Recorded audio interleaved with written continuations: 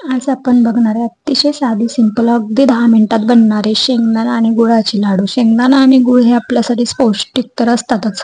गुळ खाल्लं आपल्या शरीरासाठी चांगलं असतं. तर आणि मुलांना जर दिले तर रक्तवाढीसाठी किंवा अशक्तपणा आला असेल तर तो भरून काढण्यासाठी आपण असे शेंगदाणा आणि गुळाचे लाडू मुलांना देत असतो किंवा आपणही खात असतो.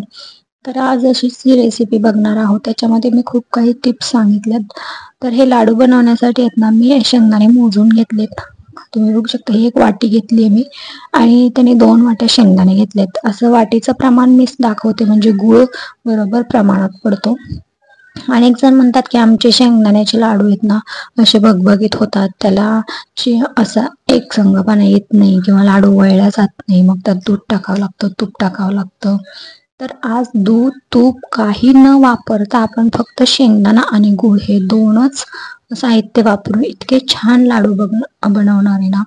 तर तुम्हाला मी ही रेसिपी त्यासाठी शेअर केलेली आहे की काही म्हणतात की आमचे लाडू ना टाळ्याला चिकटतात त्यामुळे मग खाऊ वाटत नाही.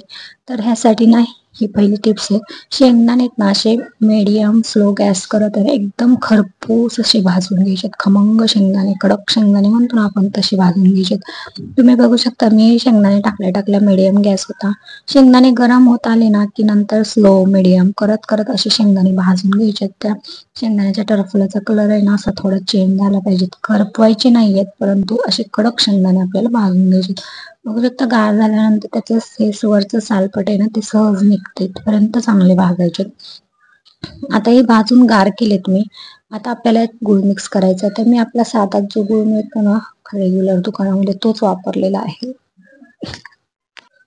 तर आता हा गुळ किती वापरायचा म्हणजे आपले लाडू छान होतील. तर 2 वाट्या मी शेंगदाणे घेतलेत, त्यासाठी नाही 1.5 वाटी मी गुळ वापरणार आहे. हा गुळ मी बारीक चिरून घेतलाय, चांगला बारीक वेळेने चिरून घ्यायचा. सुरीने घ्या तुम्ही किंवा वेळेवरती. आणि असे त्याचे तुकडे ठेवायचे नाहीत, नाहीतर मग शेंगदाण्यामध्ये ना ते गुळाचे खडे तसेच राहण्याची शक्यता असते. त्यामुळे असं बारीक चिरून घ्यायचं, त्यामुळे छान लाडू पण होतात आपले. आता आपण हे ना दोन्ही बारीक करायचं. तर हे दोन्ही अगोदर बरोबर बारीक करायचं नाही, आपण योग्य प्रमाणात असे थोडे शेंगदाणे घ्यायचे. हे शेंगदाण्यांना जरासं आपण मोठंच ठेवायचं, जास्त पण बारीक नाही. बघू शकता असा थोडा मोठा मोठा कूट ठेवलेला आहे मी, एकदम पण बारीक असा केलेला नाहीये. तर एकदम बारीक केला ना तुम्ही तर त्याला अगोदर तेल सुटतं आणि मग तो एक गोळा होतो आणि असे लाडू आहेत ना मग चिकट बनतात, ते टाळ्याला चिटकून बसतात. असा थोडा मोठा गुळ शेंगदाणे ठेवायचे आणि नंतर मग त्याच्यात थोडा गुळ टाकायचा आणि हे नंतर असं फिरून घ्यायचं. तुम्ही बघू शकता मी शेंगदाणे थोडे टाकले, त्याचा असा थोडासा जाडसर कूट करून घेतला, नंतर थोडा गुळ टाकला आणि नंतर एकदा मिक्सर असं फिरवला. जास्त पण फिरवायचं नाही तर गरमाईमुळे काय होतं त्या गुळाला पाणी सुटतं आणि मग तिथं चिकट बनतात लाडू. तर अशी योग्य अशी प्रोसेस करत जायचं, त्याच्यामुळे हे लाडू इथनं खूप छान होतात, टाळ्याला चिटकत नाहीत. त्याला योग्य प्रमाणात तेल सुटतं, त्यामुळे तूप दूध काही वापरावं लागत नाही. आता बघू शकता दुसऱ्यांदा मी पुन्हा थोडे शेंगदाणे घेतले, ते बारीक करून घेतले, त्याच्यात असा थोडा चिरलेला गुळ टाकायचा आणि पुन्हा मिक्सरवरती असं बारीक करायचं. एकदा फिरून घ्यायचं, जास्त फिरवायचं नाही गुळ टाकल्यावरती आणि हे असं मिक्स करत जायचं. आता मी हे एवढे शेंगदाणे ना 3 वेळा बारीक करून घेतले आणि मग हा झालेला जो कूट आहे ना तो सगळा आपण हाताने पूर्ण मिक्स करून घ्यायचा. म्हणजे कमी जास्त गुळ प्रत्येक वेळेस थोडा कमी जास्त झालेला असतो काही, तर मग ते सगळे एकत्र बनतं आणि मग आपल्या लाडूला एकच चव अशी येते.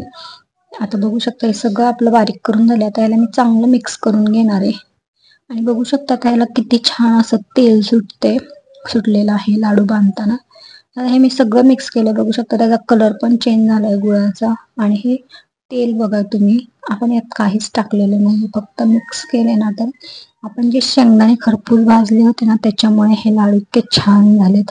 बारीक जास्त नाही केले त्यामुळे टाळ्याला चिकटणार नाहीत किंवा असे भगभगीत बनले नाहीत. नक्की ट्राय करून बघा. रेसिपी आवडली असेल तर रेसिपीला लाईक करा, शेअर करा आणि आपल्या चॅनल नक्की सबस्क्राईब करा. असं छान छान रेसिपी मी तुमच्यापर्यंत घेऊन येत असते. अगदी घरातल्या साहित्यामध्ये तयार होणाऱ्या या रेसिपी मी तुम्हाला दाखवण्याचा प्रयत्न करत असते. आपण लहान मुलांना किंवा आपण जरी रोज हा लाडू एक सकाळी खाल्ला ना तर नाश्त्याच्या टायमाला पोट आपलं भरल्यासारखं होतं आणि आपल्या पौष्टिक पण हे लाडू आहेत. त्यामुळे नक्की घरी ट्राय करून बघा. उपासाच्या वेळेस आता श्रावण महिना आलाय, कोणाकोणाला श्रावणी असती महिनाभर, मग असा एक सकाळ संध्याकाळ असा तुम्ही एक शेंगदाण्याचा लाडू खाल्ला ना तरी पण आपल्या उपवासाच्या वेळेस आपल्याला एक पोटभरीचा असा हा पदार्थ मिळून जातो. तर नक्की ट्राय करा. रेसिपी आवडली असेल लाईक करा. थँक्यू.